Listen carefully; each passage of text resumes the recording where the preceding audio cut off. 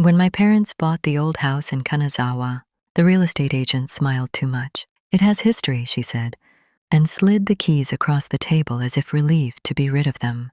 The well was not mentioned. I discovered it on the third night when the floor beneath the tatami sighed. Japanese houses breathe, wood expands, contracts, but this sound was different. It was wet, hollow, as if something below had swallowed air and let it go slowly. I pulled back the tatami mat in the storage room.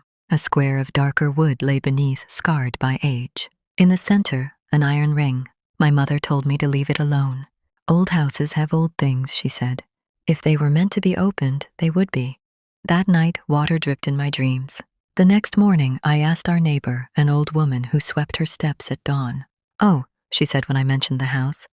"That one." Her broom stopped. She did not look at me. "There used to be a well," she said finally. "They built over it. That's what people did." "Why?" "Because wells remember." I opened it anyway. The hatch lifted with a breath of cold air. Beneath was a stone mouth, round and black. The smell was ancient, iron, moss, something like hair left too long in water. I dropped a coin. It fell, and fell, and fell. No splash. That night, the dripping grew louder. It came from the walls now, from the ceiling, from behind my ears. When I pressed my palm to the floor, it felt damp.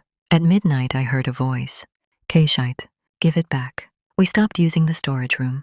Then the hallway. The house shrank, as if the dark were pushing inward. My father grew thin and irritable. My mother began washing her hands until the skin cracked. "Do you hear it?" she whispered one evening. I nodded. The voice changed. It learned our names. I went to the local library. Old records are kept in the back, where the lights flicker. The well had belonged to a midwife 100 years ago. She drew water for births, for cleaning, for the dead. During a famine, a child was lowered into the well accidentally, the record said. The village sealed it after. Built a house over the mouth. To forget. Wells remember. On the 7th night, the dripping stopped.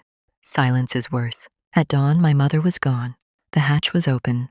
I stood at the edge and looked down. The darkness was closer now, as if the well had risen. From below came the sound of water being disturbed, gentle, patient.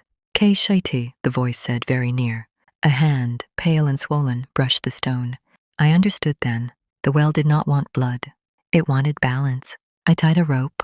I did not scream when the cold took me. The stone scraped my skin like teeth. Below, the water closed over my feet, my knees, my waist. Hands steadied me, not cruel, not kind. When I was pulled back up, shaking and alive, the hatch closed on its own. The house is quiet now. My mother returned that evening, wet and confused, unable to explain where she'd been. The storage room is dry.